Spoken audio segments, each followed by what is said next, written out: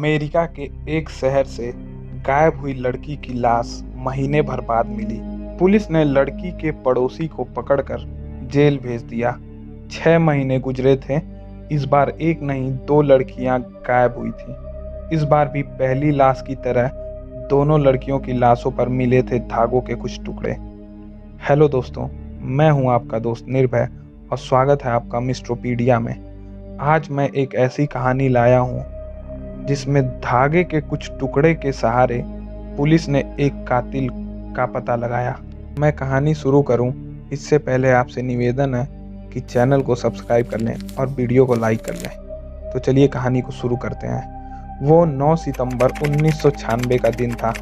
America के राज्य Virginia के स्पॉट्सयेल्वेनिया शहर के एक मकान में 16 साल की सोफिया सिल्वा पढ़ रही थी। वो अपने मकान के बाहर सीढ़ियों पर बैठकर नोट्स बना रही थी। घर के अंदर 21 साल की उसकी बड़ी बहन पैम मौजूद थी। काफ़ी देर तक जब सोफिया घर के अंदर नहीं आई तो पैम को लगा कि वो कहीं बाहर तो नहीं निकल गई। उसने घर के बाहर आकर देखा तो सीढ़ियों के पास सोफिया की नोटबुक पड़ी हुई थी और साथ में एक कोल्ड ड्रिंक की कैन रखी हुई थी। पैम ने कई बार सोफिया का नाम पुकारा, घर के आगे पीछे इधर उधर ढूंढने की कोशिश की, लेकिन सोफिया घर के आसपास मौजूद नहीं थी। सोफिया के दोस्तों को फ़ोन करके उसके बारे में पूछा, लेकिन सबने बताया कि सोफिया उनके पास नहीं आई है। काफ़ी खोजबीन करने के बाद जब सोफिया का पता नहीं चला तो पैम ने इसकी खबर अपने माता पिता को बताई। खबर से घबराए सोफिया के माता पिता भी घर पहुंचे और उन्होंने पहले उसे आसपास ढूंढने की कोशिश की, लेकिन सोफिया नहीं मिली। अब उनको लगा कि इसकी जानकारी पुलिस को दे देनी चाहिए, लिहाजा सोफिया की गुमशुदगी की खबर पुलिस को दे दी गई। पुलिस ने पैम से भी पूछताछ की।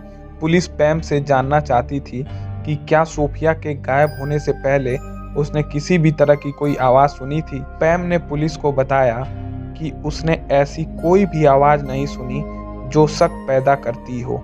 सोफिया के चेहरे मोहरे के अलावा आखिरी वक्त उसने क्या पहन रखा था, इसकी जानकारी पुलिस ने ली। घर वालों ने पुलिस को बताया कि आखिरी वक्त में सोफिया ने अपने हाथ और पैरों के नाखून पर पर्पल रंग के नेल पॉलिश लगा रखे थे। सोफिया की गुमशुदगी की सूचना राज्य के तमाम शहरों में भेजी गई। सोफिया की तस्वीर और उसकी कदकाठी फ्लैश किए जाने के बाद पुलिस के पास अलग अलग जगह से सोफिया जैसी दिखने वाली लड़कियों के होने की खबर आई, लेकिन पुलिस ने जब उस सूचना की तस्दीक करी तो पता चला कि वो कोई और लड़की है। सोफिया से जुड़ी एक ऐसी ही सूचना पुलिस को उसकी गुमशुदगी के करीब 1 महीने बाद मिली। उसमें बताया गया था कि एक लड़की जिसकी लंबाई करीब 5 फुट 5 इंच है, उसके हाथ और पैरों के नाखूनों पर पर्पल रंग के नेल पॉलिश लगी है। उसकी लाश एक तालाब से मिली है। इस सूचना पर पुलिस मौके पर पहुंचती है। लाश सोफिया की थी और परिवार लाश देखकर उसकी पहचान कर लेता है। सोफिया का बड़ी बेरहमी से कत्ल हो गया था। पोस्टमार्टम रिपोर्ट में ये बात भी सामने आई कि कत्ल से पहले उसका रेप भी किया गया था। सोफिया की लाश एक कंबल में लिपटी हुई मिली थी। लाश पर से पुलिस को कुछ बाल और नीले रंग के धागे के टुकड़े भी मिले थे। सोफिया के पड़ोस में ही 44 साल का शख्स कॉल माइकल रहा करता था। उसके खिलाफ आपराधिक मामले भी दर्ज थे और काल की कार का कारपेट भी नीले रंग का था। काल सोफिया के घर से कुछ ही दूर पर रहता था और उसे कई बार सोफिया से बात करते हुए भी देखा गया था। अमेरिका ने तमाम फॉरेंसिक सबूत जांच के लिए भेज दिए और उनकी रिपोर्ट आने से पहले ही पुलिस ने काल को सोफिया के कत्ल के इल्जाम में गिरफ्तार कर लिया। इतनी जल्दी सोफिया के कातिल को पकड़कर पुलिस अपनी पीठ ठोक रही थी। पुलिस काल के खिलाफ सबूत इकट्ठा करने में जुट गई ताकि कोर्ट में उन्हें रखकर काल को सजा दिलाई जा सके। हालांकि सोफिया की गुमशुदगी के करीब 7 महीने का ही वक्त बीता था कि एक और वारदात हुई।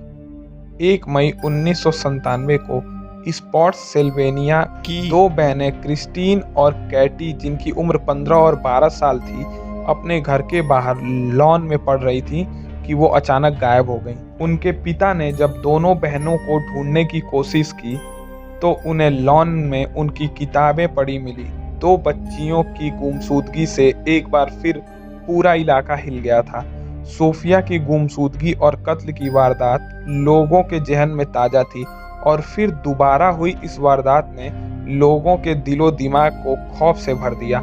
हालांकि इस वक्त तक सोफिया का पड़ोसी कार्ल जेल में ही था, जिसे पुलिस सोफिया का कातिल मान रही थी। पुलिस ने क्रिस्टीन और कैटी को ढूंढने की कोशिश की, लेकिन कोई सुराग नहीं मिला। 5 दिन बाद दोनों की लाशें उनके घर से करीब 65 किलोमीटर दूर एक तालाब से मिली। खास बात यह थी कि दोनों ही लाशों पर से पुलिस को उसी तरीके के नीले धागे के टुकड़े मिले जैसे कि उन्हें सोफिया की लाश से बरामद हुए थे। अब पुलिस को समझ आ गया था कि ये काम किसी सीरियल किलर का है, लिहाजा पुलिस ने कोर्ट से कार्ल को छोड़ने के लिए कहा। इसके बाद पुलिस उस सीरियल किलर की तलाश में जुट गई जिसने रेप और कत्ल की इन 2 वारदात को अंजाम दिया था। पुलिस ने अपनी सारी ताकत इस कातिल को पकड़ने में झोंक दी। पुलिस को लगता था कि इससे पहले ये सीरियल किलर किसी और वारदात को अंजाम दे, उससे पहले ही उसको पकड़ा जाए। पुलिस को इस केस में करीबन 11,000 लीड मिली जिन पर पुलिस ने काम किया, लेकिन सब बेकार ही गया। मौके से मिले बाल के डीएनए का मिलान करीबन 4 लाख ऐसे अपराधियों से कराया गया जो इस तरीके की वारदात में शामिल रहे थे। हालांकि इतनी मेहनत के बाद भी पुलिस को क्या कामयाबी नहीं मिली। टीवी पर भी इस केस को लेकर मदद मांगी गई और साथ ही इस मामले में सुराग देने वाले को $1.5 लाख का इनाम भी घोषित किया गया। सोफिया, क्रिस्टीन और कैटी की मौत को 6 साल का वक्त बीत चुका था, लेकिन पुलिस के हाथ खाली थे। 23 जून 2002 को अमेरिकी शहर कोलंबिया की सड़क पर एक लड़की बदहवास भाग रही थी। उसके हाथ में नीले रंग की हथकड़ी थी जिसका इस्तेमाल अक्सर सेक्स टॉय की तरह से किया जाता है। करीबन 15 साल की उस लड़की को देखकर एक शख्स ने अपनी कार रोक ली। लड़की ने मदद करने वाले शख्स को तुरंत उसे पुलिस स्टेशन ले जाने के लिए कहा। वो कार सवार लड़की को लेकर पुलिस स्टेशन पहुंचा। लड़की ने पुलिस को बताया कि उसे 1 दिन पहले ही अगवा किया गया था। उसके मुताबिक वो कोलंबिया के अपने घर के बाहर लॉन में पौधों को पानी लगा रही थी। तभी एक आदमी उसके पास आया जिसे देखकर उसे लग रहा था कि वो कोई मैगजीन बेचने वाला है। लड़की के पास पहुंचते ही उस आदमी ने पिस्टल निकाल ली और उसको अपनी कार के पिछले हिस्से में लदी एक प्लास्टिक की टंकी में कैद कर दिया। वो आदमी लड़की को लेकर एक अपार्टमेंट के फ्लैट में पहुंचा और फिर नीले रंग की एक हथकड़ी से उसके हाथ बांधने के बाद उसने उसका रेप किया। करीबन 18 घंटे में कई बार उसके साथ ज्यादती करने के बाद वो आदमी सो गया और लड़की को वहां से भागने का मौका मिल गया। अब पुलिस ने उस आदमी को पकड़ने के लिए उसके फ्लैट पर छापेमारी की तो पता चला कि लड़की को अगवा करने वाले शख्स का नाम रिचर्ड है और उसकी उम्र 38 साल है। रिचर्ड नौसेना में काम किया करता था और यहाँ पर वो अपनी पत्नी के साथ रहता था। पुलिस रिचर्ड की तलाश शुरू करती है और आखिरकार फ्लोरिडा में जाकर उसे घेर लेती है। खुद को घिरता देख रिचर्ड खुद को गोली मार लेता है, जिसकी वजह से उसकी मौत हो जाती है। पुलिस रिचर्ड के फ्लैट की तलाशी लेती है। तलाशी में पुलिस को साल 1997 का एक अखबार मिलता है जिसमें 2 बहनें क्रिस्टीन और कैटी की गुमशुदगी और उनकी लाशों के मिलने की खबर छपी हुई थी। पुलिस नीले रंग की हथकड़ी पर लगे धागों का मिलान उन धागों से कराती है जो सोफिया, क्रिस्टीन और कैटी की लाश के पास से मिले थे। हथकड़ी और लाशों के पास मिले धागे का मिलान हो जाता है। इसके बाद पुलिस सोफिया के जिस्म से मिले बालों के डीएनए का मिलान रिचर्ड के डीएनए से करती है और वो भी मिल जाता है। पुलिस को अब यकीन हो गया था कि उन तीनों हत्याओं के पीछे रिचर्ड का ही हाथ था। पुलिस और सबूत इकट्ठा करने के लिए उस टंकी की जांच करती है जिसके अंदर रिचर्ड किडनैपिंग के बाद अपने शिकार को बंद कर दिया करता था। हैरान तौर पर पुलिस को यहाँ पर क्रिस्टीन के एक हाथ का प्रिंट टंकी के अंदरूनी हिस्से में मिलता है, जबकि वारदात को 5 साल का वक्त बीत चुका था। इस मामले में रिचर्ड की मौत होने की वजह से पुलिस की ओर से क्लोजर रिपोर्ट दायर कर दी गई। रिचर्ड का इतिहास खंगालने पर पुलिस को पता लगा कि उसका बचपन ठीक नहीं रहा। उसके पिता शराब के आदी थे। बचपन से ही रिचर्ड झगड़ालू स्वभाव का था। और पहले भी लड़कियों के साथ छेड़छाड़ के आरोप उस पर लगे थे। 3 कत्ल, रेप और किडनैपिंग की ये वारदात महज धागे के उन टुकड़ों से खुली जो मरने वाली लड़कियों के जिस्म से बरामद हुए थे। अगर वो धागे नहीं मिलते तो शायद ये पता नहीं चल पाता कि रिचर्ड ही उन 3 लड़कियों का भी कातिल है।